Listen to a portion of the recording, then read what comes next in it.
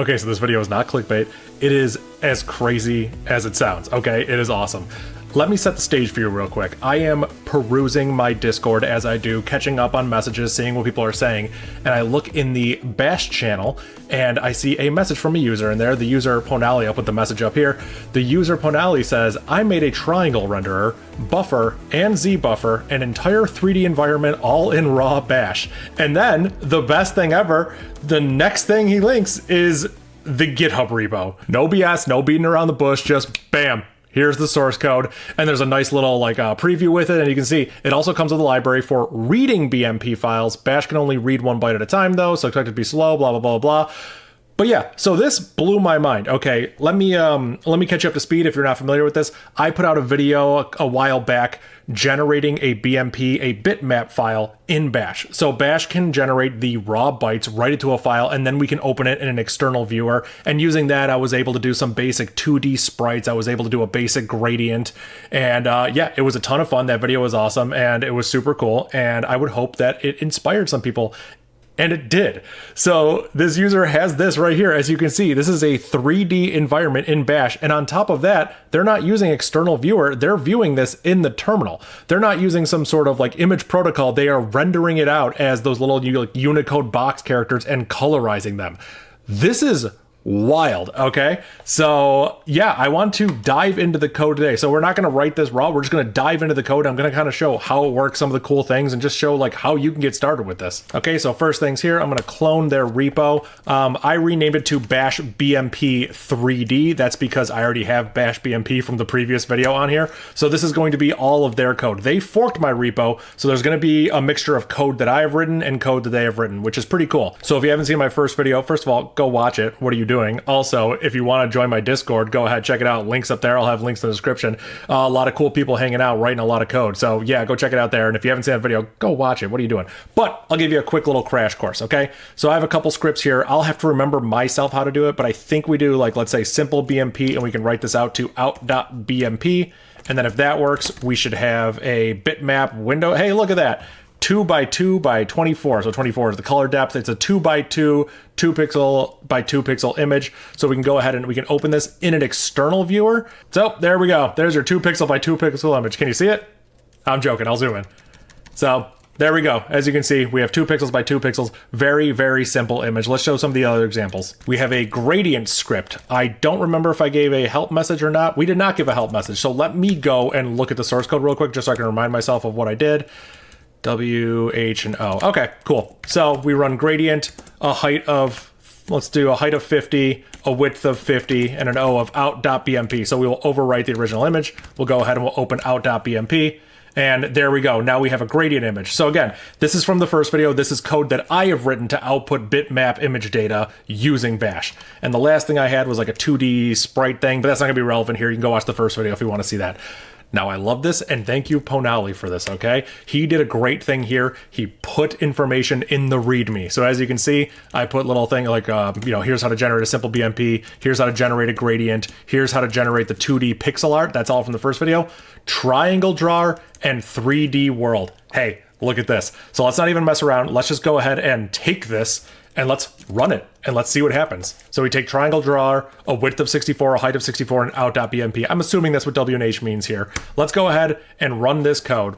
Look at that, permission denied. Okay, so he may have been running it using the bash command. Let's go ahead and chmod +X on triangle drawer so we can actually execute this. And real quick, don't just execute random scripts that you downloaded from the internet. You should look through the source code first. I've already looked through these a little bit just to get my head around it, but let's go ahead and do that real quick. But good practice. I just have to say this. If you're going to download scripts from the internet, please make sure to look at what's inside them before you run them, just to get an idea. But yeah, let's go ahead and run this now without having looked inside it. Bam. No, I'm just kidding. I don't know why I make these stupid jokes. Okay. So it's running. This is really cool. I like that the progress is live updating the terminal. I have no idea how long this is going to actually run on this machine. This is a pretty beefy machine, but Bash is a pretty slow language. So this will be fun to see. So right now we are drawing triangles. Okay. Handling triangle 1 out of 2, handling triangle 2 out of 2. Wow. This is cool. Hey, look at that. That's amazing. I should have put the time command in front of it so we could have seen how long it took to run, but we will do that going forward. So let's open that. Okay, we have, oh wow, this is cool. We have 2 triangles, and look at that. They actually overlap with each other. So it handles that logic right there. That's crazy. That is really, really cool to see. That's awesome. So I asked him on Discord if there's anything he wanted me to point out specifically with this, and he mentioned the -F flag. So this will forego some of the like collision detection logic or the overlapping triangles, and it will use a faster algorithm here. So this is cool. If we run this, we should get slightly different output, and we can see what that looks like. I didn't run this with a time command again. I'm really good at doing what I say I'm going to do. Okay, that was a little bit faster. Let's go ahead and open this and see what we got. So look at this. Looks very similar, but let's zoom in a little bit. Look at that. The blue triangle doesn't overlap here. Remember how before the blue triangle was kind of creeping out here? It looks like it's not doing that. So that is pretty cool to see. Let's go ahead and just get some raw numbers on this. This will take me a bit, but because of movie magic, I can edit this out. Let's go ahead and see how long it takes to run this without -F.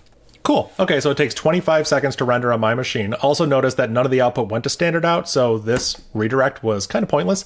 Let's go ahead and rerun that with -F and see how much faster it is. So we have 25 seconds for the first one. Let's see how long it takes with -F. We can use these numbers later. Okay, and we have 17.9 with -F. So as you can see, -F definitely shaves off some time. It's definitely a faster algorithm, but we don't get those collisions between the 2 triangles. So there's the trade-off there. So we get a little bit of better performance with a lack of precision there, but pretty cool. This is really awesome to see. Let's go back to the README. The other thing we have here that he calls out is 3D world. So again, I'm guessing 64 and 64 for H and W are the height and width. We can go ahead and we can pop open 3D world and let's take a look. If we go down to the bottom, we can see here are our command line flags. So we have the width, the height, the output, render time. We have the -F like we have it before. And then we have, it looks like some debug options. These were present in the last script. I just didn't show them. We can get more debugging output. So we have F for the fast rendering, but we have this new render time. So I've looked through the code a little bit. As you can see, it uses epoch seconds. This is sort of like, you can think of this like a seed. If I set this, the scene will be slightly different. It will be slightly more rotated. So we're going to try and render it using my current time, meaning I'm not going to set it. And if it looks bad, we'll give it some manual times. So let's go ahead and let's run this. And hey, look at this. Let's throw a time in front of that. Well, that was pretty fast. It's really easy to time something when it fails to execute. Let's go ahead and give it the executable bit, and let's rerun that. 51 seconds, not the fastest thing in the world, but hey, we're in Bash, okay? So I don't expect it to be blazing fast here. Let's go ahead and open this and see what it looks like. Wow, this is so cool. Oh my God. Okay, look at this. This is awesome. This is insane. What do we have going on here? We're looking at the picture and trying to figure out what we have going on here. We're going to look through the source code and figure out exactly what's going on here. But look at this. We have like a cube and it's slightly rotated. We have this down here. We have what looks like a plane, like a floor. We have 3 of these walls, each with gradients in 3D space. Like, this is crazy. This is awesome, man. Okay, like, when I made that first video, it was fun. I was like, hey, I want to just output a BMP in Bash because I can. It would be fun, kind of cute, kind of fun. I like making videos that could possibly inspire other people to create things. This is awesome. I'm blown away. I'm so happy I could inspire someone to make this. Like I walked and you ran with this. This is so cool. Oh my God, this is just awesome. For good measure, let's just rerun that again. Let's give it a -F and let's see what it looks like with the faster algorithm, just to get an idea if it's any faster than 51.4 seconds, just so we can use these numbers later. All right, 36 seconds. Before it was 51, now it's 36.8, so that is significantly faster. Let's go ahead and open that and see what we got here. Cool, so as you can see, it's almost like there's less fidelity with it. Look at these gradients, like the gradients don't quite line up. I can see that this quad, like, because there's 4 edges around it. Oh, you can't see my mouse. I'm highlighting this area right here. You can see that this quad is kind of made up the 2 triangles that make it up. This is normal in like 3D programming. If you want to make a quad, you have to put 2 triangles together. That makes perfect sense. This makes it very apparent that's what's going on there. You can't see any sort of like blending between the gradients. So yeah, faster, but we get this kind of an image. Still really, really cool. All right, so let's jump into some source code. I'm kind of curious what's going on here under the hood. So we have triangle drawer, and how did we run it before? We ran it with like a height, a width, and then an output, and you can give it -F if you wanted to go fast. So we'll do a smaller one this time. I think we did 64 before. We can do 32, so this should run probably way faster, I'd have to imagine. Hey, it's already done. Awesome. So we get this, and we get, as you can see, 2 triangles, and they are overlapping. Okay, cool. That makes sense. let's take a look at what's going on there, because if we understand that, then we can start understanding the 3D world. So let's go ahead and open up Triangle Drawer. Okay, so we have some stuff here. World data. Bash doesn't use floats, so positions, including the z-axis, work as fixed points. Triangles get drawn to the buffer one by one. The last triangle gets prioritized. The different color arrays are for doing gradients with different points, which aren't used. Okay, a lot going on here. If you've never done 3D programming before, I've only done very little. It's going to be a little confusing. I'm not going to attempt to explain the math in this video. There are other videos out there that do a way better job than I ever could, okay? You don't want to see me try and explain this because I would do a very poor job. But I can tell you that Bash does not have floats. They don't have floating point numbers. What that means is you're not going to have numbers with decimals in them. Okay, so typically if we were going to draw a 3D world, maybe we would draw between 0 and 1, and something might be 0.75, meaning it's 3/4 the way across. We don't have that, so Ponali here decided to use 65,536, which is like a max 16-bit integer. We're just using that as the unit measurement. I'll show that more as we go forward here. Actually, you can see it right here. Triangle unit, 65,535, max 16-bit integer. We're using this number. Instead of 0 to 1, it's 0 to 65,535 or 536. I could be off by 1. This is what's going on here. So as you can see here, when we drew the image, we drew true triangles, right? So if we open up out.bmp, can I have both these open, the source code and stuff? Ooh, they kind of overlap. Let's see if I can try and get these on the screen at the same time. All right, I'll use some moving magic for that. So basically what we have here is we have 3 arrays, triangle X, triangle Y, and triangle Z. Now, here's the important thing. We don't have an array per triangle. It's not like, oh, triangle 1 gets drawn with all these data and triangle 2 gets drawn with all these data. The first 3 here is triangle 1, and the next 3 here is triangle 2. We could add 3 more values here, and we could make triangle 3 if we wanted to. So that's what's going on here. So triangle 1 has 3 points. That's what it's made of. So here's x1, x2, and x3. And then triangle 2 would be x1, x2, and x3. You could think of this number as T1x1, T1x2, T1x3, triangle 1x3 is kind of what's going on here. And then, of course, for every x, we have an x, y, and z. So there are 3 points that make up a triangle, and a point has 3 dimensions, x, y, and z. So it gets confusing, okay? Like I said, if you've never done 3D programming, this might be kind of wild to you. But there's really no trickery going on here. So the first triangle is 0, 255, 0. That's the color. In fact, let me go ahead and just space these out so you can see them better. This is how we're defining the 2 triangles. I don't know if this is more helpful or not to see it this way. So the first triangle is 0, 255, 0, RGB. That means it has 0 red, maximum green, and 0 blue, meaning the first triangle is green. So triangle 1 is the green triangle that we're seeing, and the next one over here is 100% green and 100% blue. So that means that's like, what is it, like that cyan, tealish color or whatever. There's just no red in that color. So you can see triangle 1 is the green color, triangle 2 is the other color. We're setting triangle count here. This is interesting. I don't love the way this is programmed. Don't get me wrong. I think this is a really cool project, but it makes use of a lot of global variables. So I try to encapsulate things in functions. So triangle count is actually a global variable that will get used by some of the library code that's being sourced above. We'll get into that. So this is important. We could derive this at runtime. We could do something like, I don't know, the length of triangle X. So if we take the length of this array and divide it by 3, because each triangle has 3 in it, we could do like that. I'm coding horribly, but we could do something like this and it would get the same thing, because that would be the count of the triangle. As long as this was triangle X and as long as we kept all of them in sync. You could do something like this. If we divide it by 3, that will get you the length of the triangle. But for now, let's just leave it as is. Triangle count 2 works. The unit we're using, 65,535, no big deal. So everything's going to be cleanly divided based on that number. This one is technically outside of that range. Looks like we're going between negative and positive. So maybe that will just get modularly divided. Maybe that'll be somewhere around 20, 30,000. I'm not exactly sure. But, yep. And then here are our flags. Okay. So these are the flags that we can modify. These are taken as part of the options. If I jump down to them, you can see we can set them with -F, -D, or -Z. These 2 are just debugs, so they print more to the screen, but the fast one is the one that we have modified, the -F. We've passed that in before and saw that it affects how the triangles are actually rendered, which is pretty cool. And then background R, G, and B. Hey, we can set the background color here. So right now we have the background color to black. All right, so let's just make some modifications to this just to make sure we can actually, we know what we're doing, okay? Let's change the background from black to white. That'll be pretty easy to see. And we can change something like this. Let's make this one a little less green, so we can go somewhere right in the middle. So it's still green, but less green. It'll tend more towards black color. And then we can do something like here. Let's just make it blue. There we go. And let's rerun this and see what happens. Okay, this is really cool. Take a look at this.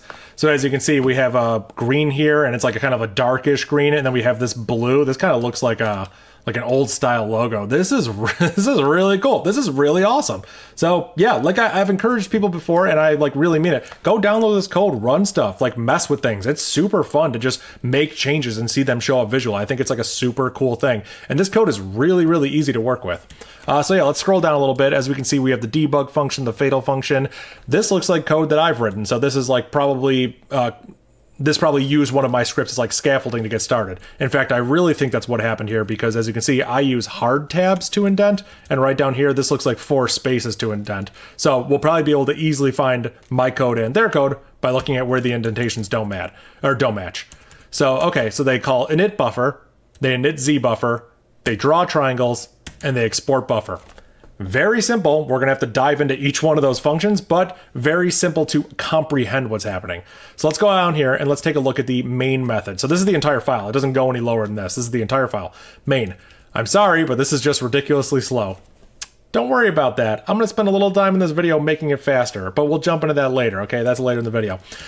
Width of 64, height of 64. So these are just some defaults. If you don't pass them in, if you run the script on your own, this is what you get. And then these are the flags. They're all get set here. Okay, this is all simple, obviously. We run make BMP with the width, height, and we write that out to the output, and that's it. So make BMP, again, is defined up here. So this calls init buffer, init z buffer, draw triangles, export buffer. So let's go dive into those. I jumped to the top of the source file. We have 2 things here. We source in lib buffer and lib triangles. So let's look at lib buffer first, because I have a feeling that's where init buffer and init z buffer are going to live. So let's look at buffer. So library that can store a buffer of pixels and optionally a z buffer. So this is pretty cool. So right here, this is a little bit different than how I would write it, but I can see what the user is doing here. This is sort of like an include guard. If you've ever done C programming, where a header will say like if n def, the name of its own header, then it runs all this stuff. This is basically what's happening here, is checking to see, oh, has BMP header been defined, and has it been defined as a function? If so, or if not, then we should source the BMP file here. So all that's saying is just making sure that this doesn't get sourced more than once. I don't know if it's a problem if it gets sourced more than once. I think libbmp, unless this user has modified it, the way I wrote it, I think it's all just functions. Yeah, so it might be a little inefficient to source it more than once, but it won't actually cause any problems, which is nice. So let's ignore all that. Let's go down here. So we have a Z buffer, a buffer for RG and B, buffer width, height, and use Z buffer. So right here, I can tell you, this is all going to be global state. So this library, like these variables will be modified. I couldn't turn this bash into some sort of like parallelized script. I couldn't have multiple threads or things like that. It's a bash script. I'm not too worried about it, but just letting you know that these functions will clearly modify this global state. Just something to keep in mind. So init buffer, we take the width, we take the height. We have a little bit of mismatch of indentation here. But that's not a problem. I can read past that. So we have the width and we have the height. We debug output. That's cool. So then we loop over the width times the height, which is every single pixel. And for every single pixel, we initialize it to the background variable. So the background we defined. It's not defined in this file. We're pulling it from the other source file. So these files have to know about each other. Again, not a problem. Just letting you know that they kind of do rely on each other. These are global variables. So background R, we had it originally set to 0. I got set to 255. Basically, this initializes these 3 arrays to have all 0s or all 255s. This just creates the background. Whatever the background color is, this just initializes the buffer to have that. Very simple, very easy to work with. Then we have the Z buffer. So in this case, the Z buffer is going to keep track of how close something is or how far away something is from the camera. So we can see here that the Z buffer, this is array notation to append to an array, just like we were using above. We're just putting a -1 there to initialize it and then setting use Z buffer to 1. Okay, so those were the first 2 functions that we were dealing with. What did we do next? We init buffer, we init Z buffer, then we draw triangles and we export buffer. So I have a feeling that draw triangles won't be inside lib buffer. export buffer will. This is a function, just looking at this, that outputs bitmap data. So this takes those buffers that were created and outputs them to the screen in a way that bitmap can understand. It's no real trickery going on here. It seems pretty straightforward. Yeah, there are a lot of other things going on here, like setting a pixel and stuff. That's like a helper function that'll get used. I can tell right here, I did not write this because you can see it's not my style. I would have double bracket notation. I don't have lines going over 80 columns. I'm not judging this person's style. I'm just saying you can tell this is not code that I've written just because the style doesn't match up here. But yeah, wow. Okay, so the set pixel even keeps in mind if we're using the Z buffer or not. Cool, awesome. Yeah, that makes sense. So let's go ahead and let's jump into this other one that we have, which is triangles, lib triangles. So same thing here. We have an include guard, so we only pull in buffer once, no big deal. We have a minimum function, we have a maximum function. These seem pretty straightforward. They're not commented, but I'm guessing you give it two numbers and then it returns the minimum or the maximum respectively. That makes perfect sense. We have a min3 helper function. So as you can see, this one just takes 3 arguments and tests them by calling min and then min. There are definitely some cleanup we can do here to speed things up, but let's just see what we have. Then we have, oh my God, there's a lot of fun math stuff here. So like I said, I'm not going to dive into the specifics of all this stuff in this video, but I would recommend really, if you're interested in this stuff, go look up like 3D programming videos. I don't have any specifically. I would love to shout some out from really awesome creators, but yeah, go look up videos on how to draw a triangle to the screen because, oh my God, it is involved here. Interesting that sometimes Ponali uses the math notation in Bash and then uses this notation. This is POSIX style notation for a shell script.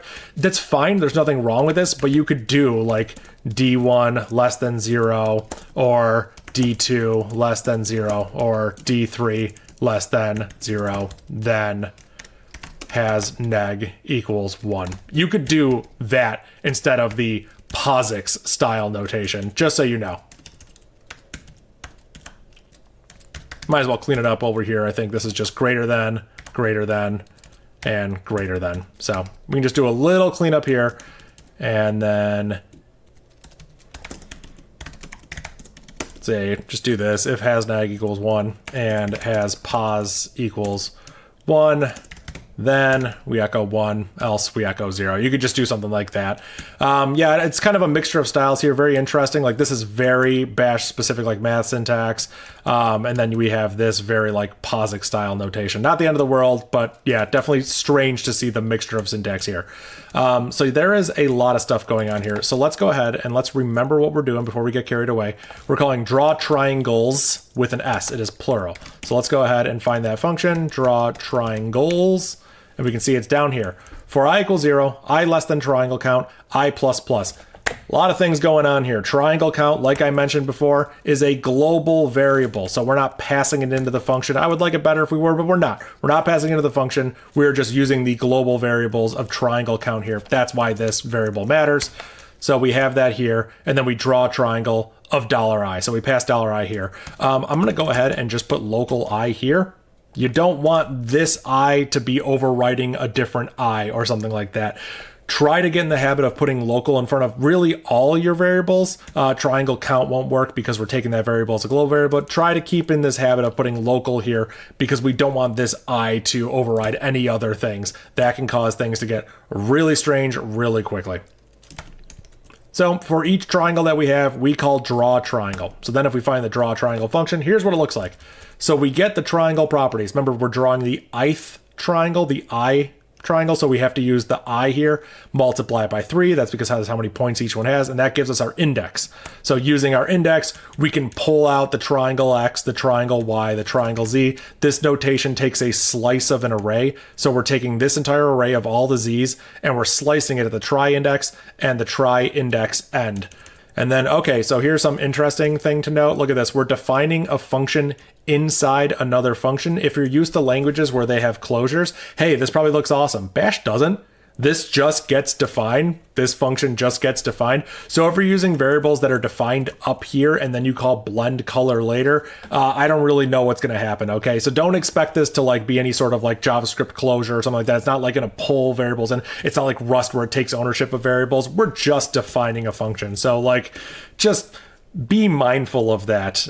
If you think, oh, this is a cool way to make a local function that nothing else can access, no, other things can access it. So be careful with that. But we do some stuff here. Okay, we have a blend color function. We take in all this stuff, and then we run a very, very simple blending algorithm. So like I mentioned before, the unit, normally you'd be going from between 0 and 1, but you would have floating points, you'd have decimals. We don't have that, so we have to do all our math up front, and then when we're done, we divide it by the unit. That's sort of when we need to put the decimal place back. You could think of it like that. So in this case, we're just bringing it back to the 65, 535. We're clamping it down to that region.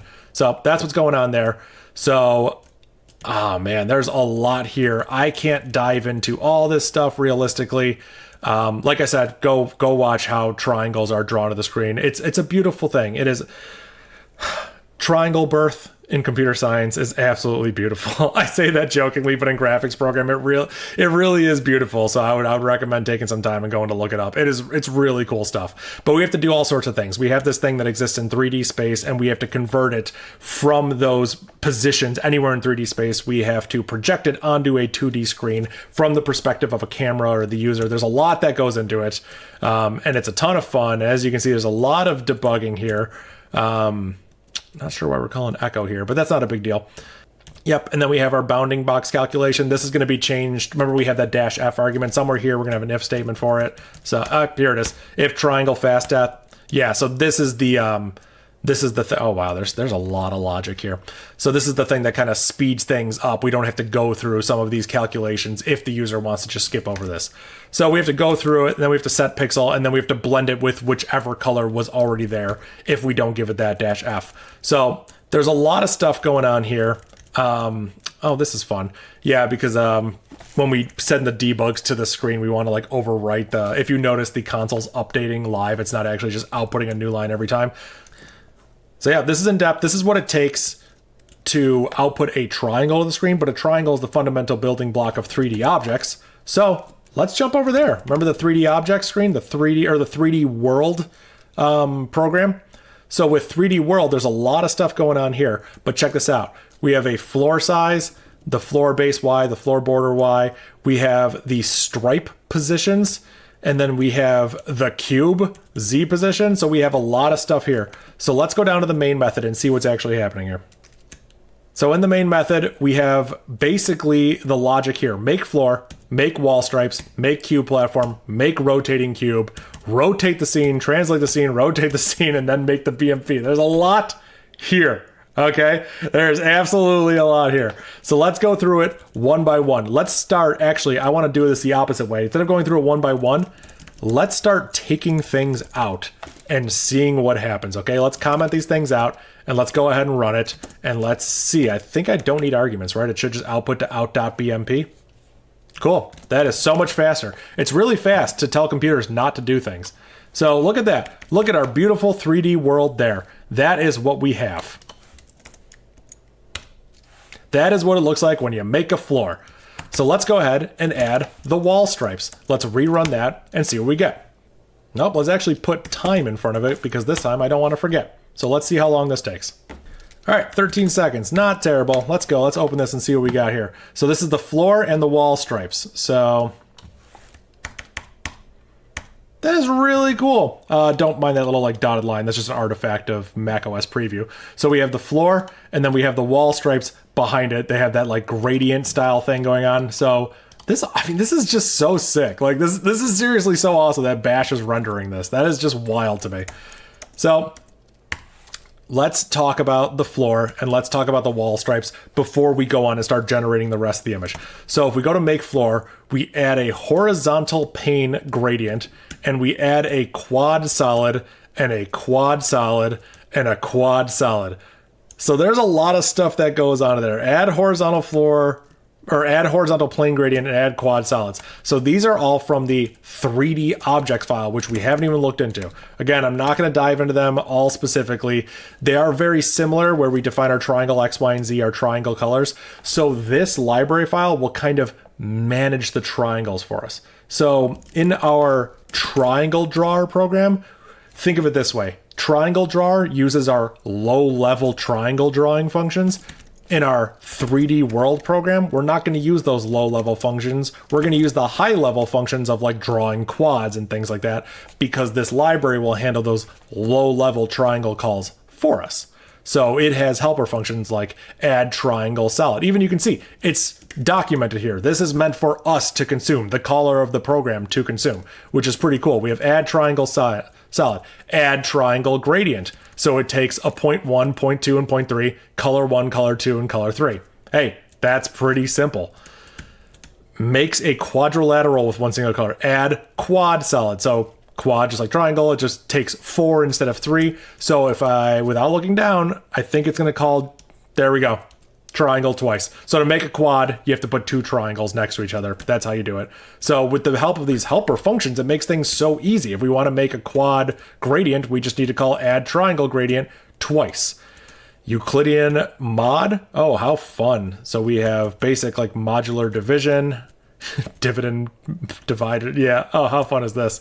Again, interesting mixture of syntax here. Like, there's no reason to use this POSIX style shell scripting thing. It's not a problem, but just interesting here. I wish Bash had a built-in sign function, so we have to do this approach. Oh, this is funny. So we have this nice little sign table, so we can have the sine and cosine helper functions. Again, we don't have floats, we don't have like math functions readily available to us. We could fork out to external tools, but this user wanted to go through the same challenge I did, which was implement it all in Bash. So I can respect that. So here's what sine looks like, and then here's what cosine looks like, because cosine is just the opposite of sine. So in this case, it's, what is it?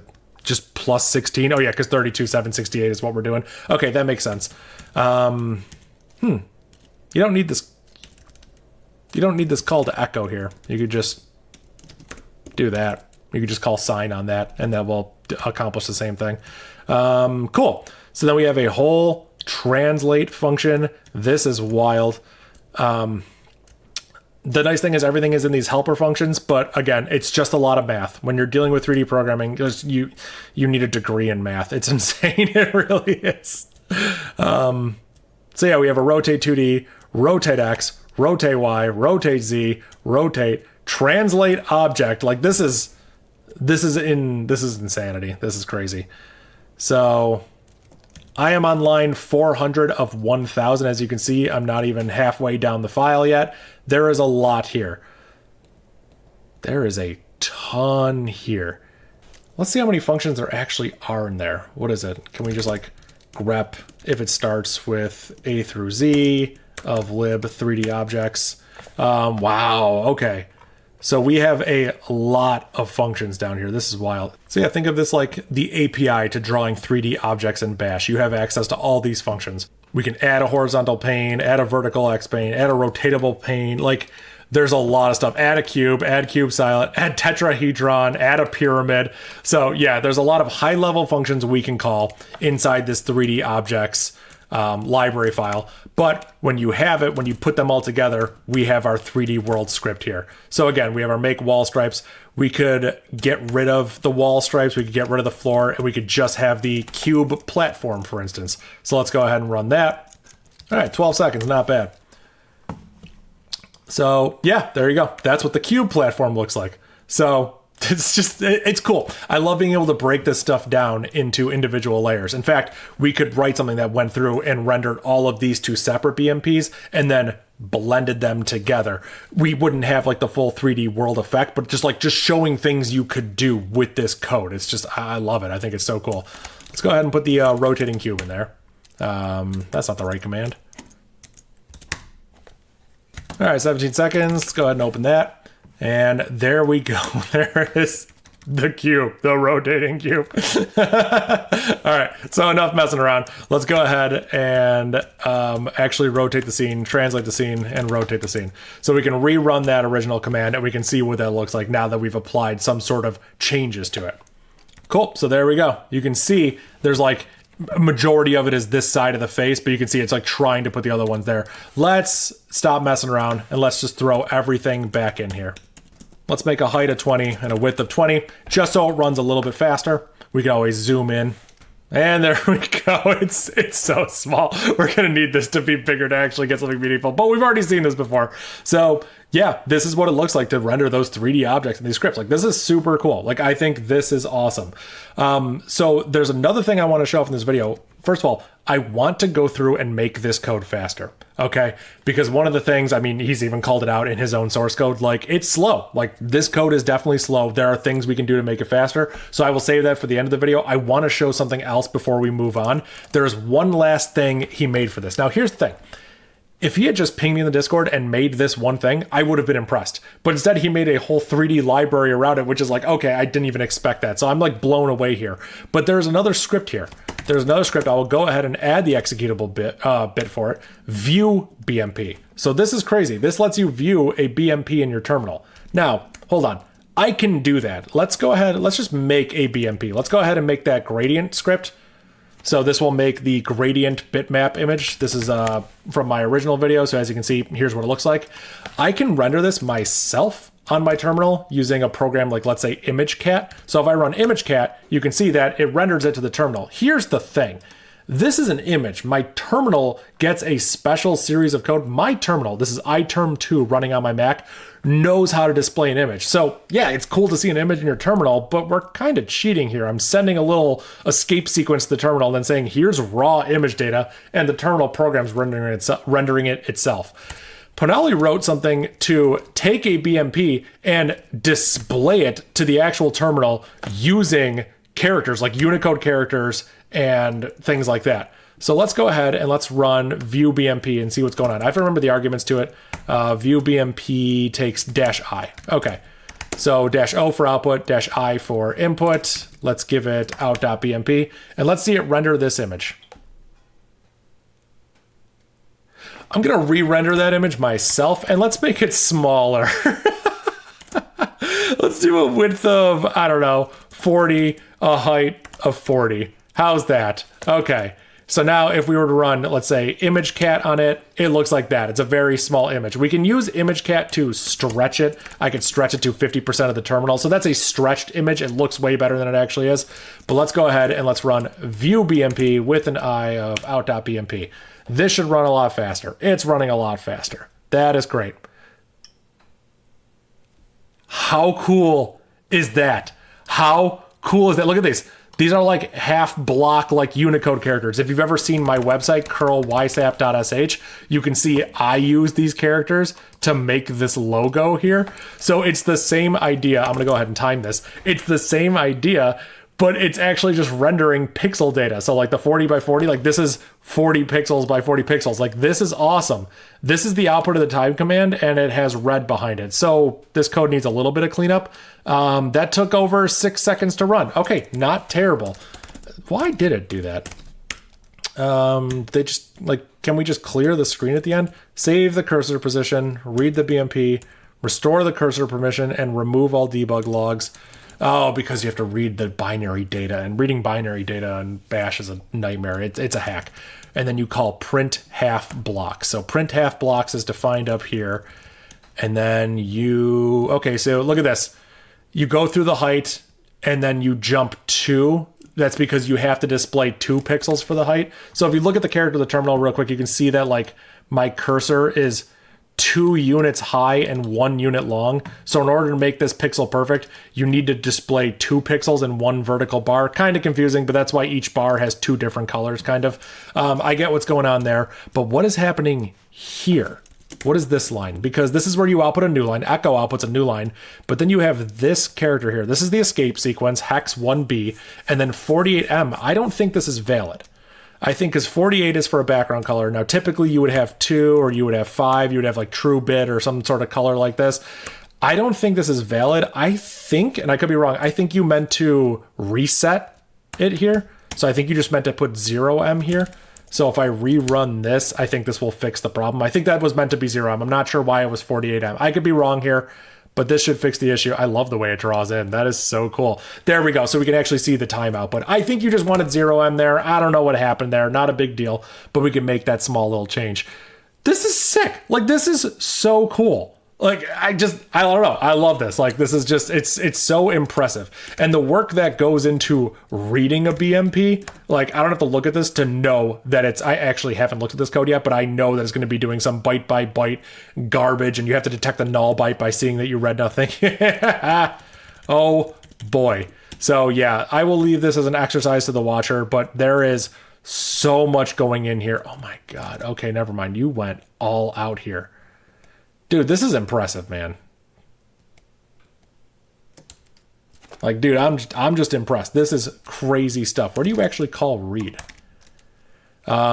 Here we go. Thank you, Stack Overflow. Very cool. Yeah, okay, so you have to set this garbage. Set the delimiter to nothing because this will implicitly be a null byte. You want to read one character as -n1, and then you have to do a printf on it, and this gives you the actual like binary representation of that by doing the apostrophe and then the character. This is not, we're not quoting the variable here. We're actually sending a literal apostrophe and then the character, and we have to escape the backslash, the single quote here. Yeah, this syntax is actually gnarly. I think I've used it before, but yeah, you have to basically, for all my logic to write things, you have to go through and read things. Oh boy, there is a ton here. Nice job here. That's all I'm going to say here. I'm just impressed. I didn't want to do the work to do this, so I'm glad someone else did. This is so cool. I love this animation. This is so cool. I know this is like, oh wow, you can, when I put my hand out, you can see the gradient on my hand. That's kind of cool. This is like,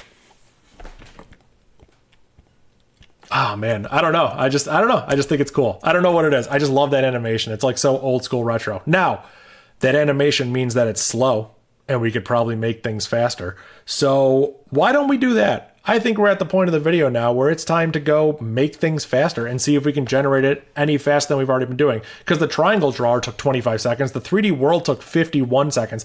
I think we can do better than that. So I think we're at that point of the video. Also, we're at that point of the video where you should hit that subscribe button. You should like the video. You should tell your friends. You should share this on whatever platforms you can share this on, blah, blah, blah, etc., etc. I have a Patreon. I don't care. I'm going to shout it out. Go join my Discord. Links for all that stuff is above. Like I'm pointing to it literally in the video. Go check it out there. If you do nothing else, I mean this, just hit the subscribe button. I know it's annoying if you're watching on the TV, it's super annoying. Just try to do it later on your phone.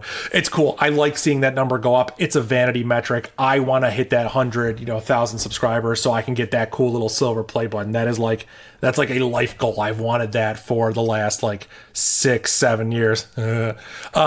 Yeah, so thank you, appreciate it. Let's jump back into it.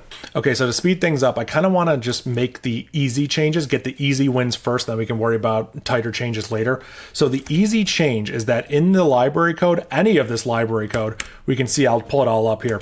Let's go here. There are some places where subshells are used, and that costs a fork and exec, meaning our operating system has to create a new process to actually execute some of this stuff, and we can save time by just not doing this. Yes, we're not fork and execing external tools, so actually I was wrong. It doesn't fork and exec, it just forks. The forking of bash can be cut down. We can avoid unnecessary forks, which has to copy over all that stuff. So what I mean by that is we can find this syntax by looking for the $ and the open paren. So we can see like right here, angle equals Euclidean mod. This syntax right here, the $ open paren, not the double open paren because this is math notation, the single open paren. So we'll have to look for the open paren, and then what's this index for? Not open paren, I think it's like that. There we go. So we can see that we're calling a sine function, we're calling the cosine function, we're calling the rotate 2D, we're calling all these functions. I'm just jumping through where it's finding it all.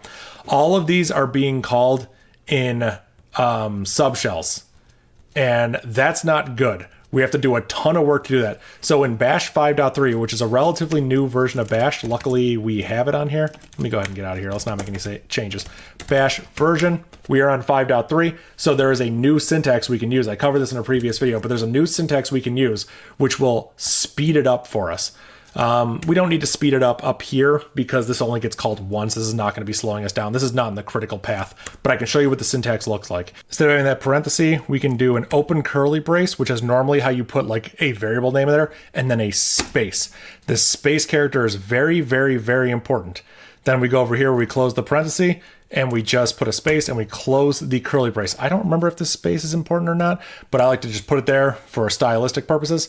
So we have the open curly brace, a space, and then we have a semicolon. We need the semicolon. This closes the command, and then we close that curly brace, okay?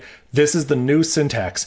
My editor, Vim, does not like it, okay? It does not like to highlight it, but I promise you it's valid. So let's go ahead and let's just rerun this just to make sure we didn't break anything, because I did make a couple of changes. So let's just make sure things work how we expect them to. So everything should still execute around the same time. Triangle drawer should take about 25 seconds to run. And hey, there we go. There's our triangles there. Looks pretty good. Looks like how we expect them to look. So that's awesome. We didn't break anything. So let's go start making some changes, okay? So we open up these library files, and I have this nice little search pattern you can see at the bottom. I want to just point like you guys can see my screen. I'm an idiot. Down here at the bottom of Vim is where I'm typing that in. So I can search here and I can find things. So I could go find, like, let's find every place we invoke sign. So we only put that in one place. So we could go ahead and make this change. Like I said, my editor doesn't like it, but it's still technically valid. So now every time we call rotate 2D, we're getting these, they're being done a little bit faster. So now we should actually look for the sine and the cosine function. Because we're not using the parentheses, we're using curly braces now, they're not running in a subshell, meaning the variables all exist in the same scope. Technically speaking, they could modify different variables they weren't modifying before. They shouldn't be, but this is an example where, remember at the beginning of the video, I said we should put the local there. If we're missing any local keywords, this could cause a problem. So if we get weird visual artifacting, then we know that some variables have leaked somewhere. That's what we know. So yeah, let's go ahead and let's find some more functions that we can mess with. So we have our Euclidean mod here. Looks like a bunch of rotates, and yeah, this might take a little while. I'm gonna do a little bit of find and replace. I could probably write like a macro to do this more easily. New macro. Let's QA to record macro into A. Let's move over one, append, delete, open paren, space. And instead of jumping to the end of the line, we'll find the first closing parenthesis. So then we can append, delete, semicolon, space, curly brace, and escape, close the macro, and then we're good to go. So let's jump to the next search result, @sign A, and that looks pretty good. Jump to the next search result, @sign, because that was the last macro I did. Cool. I don't know if this is gonna work. I think that did work. Let's stay away from nested functions for now. And with the power of moving magic, I won't make you guys have to sit through all this stuff. All right, quick break from moving magic. Ponali, I love you, man, but like, oh boy, there's a lot for me to go through. Grok, make these changes and tell me what my schedule looks like for tomorrow. All right, I'm gonna go make these changes. I'll be back. Okay, we are back. Take a look at this. Git diff. I made a lot of changes. Now, that was the only change I made to it, okay? I haven't done anything else. I haven't optimized any of these functions at all. I have just made the change of limiting the number of forks and like execs that we do here. So nothing too fancy, nothing too crazy. I also had some weirdness with the viewing thing, so I added another escape sequence here. No big deal. Yeah, so let's go ahead and let's see what we have now. So let's run our triangle drawer. And if you recall from last time, it ran in 25.6 seconds. So if we run it now, using all this new syntax to not fork out as much, it's not instant, but it's a lot faster, from 25 seconds all the way down to 6.9. So almost 7 seconds to run it. And of course, when we open it, it works. We get the same exact drawing as we did before, which is really nice. The other thing was, I think, triangle drawer -F took 17 seconds previously. So if we run it with the -F, we will see how long it takes to run now. 5 seconds. So instead of 17, it takes 5 seconds, which is nice. We get the same thing. The nice thing is view BMP also got faster because of all this stuff. So if we run view BMP, and of course I forget the -I, if we run this, it's significantly faster. I didn't record timing for it. Maybe it's somewhere in the video, but yeah. So this works. This is awesome. This is great. So much faster than it was before. So 3D World was the big one. This is the one that took 51.4 seconds before. So let's go ahead and run this. We're running it with the time command. And yeah, let's see how long it takes. Movie magic. Look at that. Look at that. 14 seconds, 14.5 seconds. Significantly faster. Hey, look at that. And of course, it looks good. We actually have the drawing. Now that cube, all we see is the red face of it, so that's kind of lame. I wish we could see a different part of it. I think the -T is for the render time. If I just give it a random number, this is the epoch seconds if you remember, so instead of epoch seconds, I'll just randomly give it 10,000. We should get a different rotation of the cube, so hopefully 10,000. I'm going to hit the jackpot with this and it's just going to look good. All right, let's open that. And look at that. That looks so cool. That's awesome. And of course, we can run our view BMP on out.bmp. Don't forget the -I. Run this. I mean, look how fast it is. That is so much faster. That's nuts. That is absolutely nuts. Like, dude, that's wild to see. That is so cool.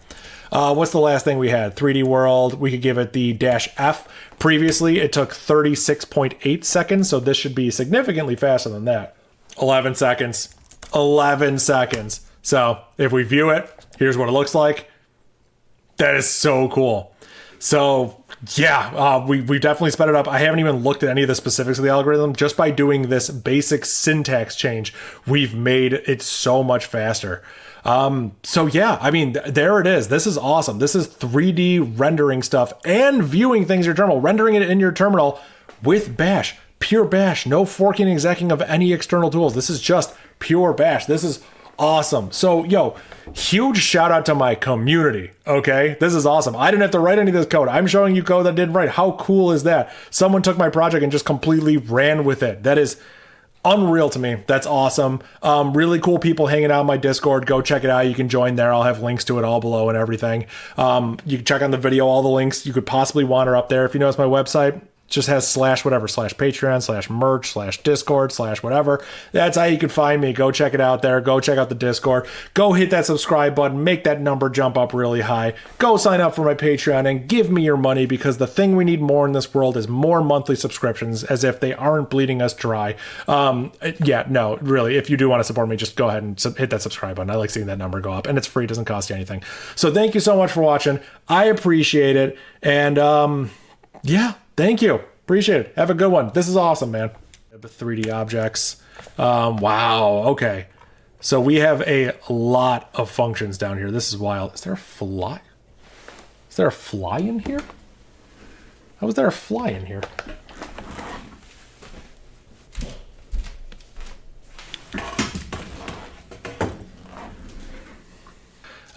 We don't need to speed it up here because this only gets called once. This is not going to be slowing us down. This is not in the critical path, but I can show you what the syntax looks like. And it's fun.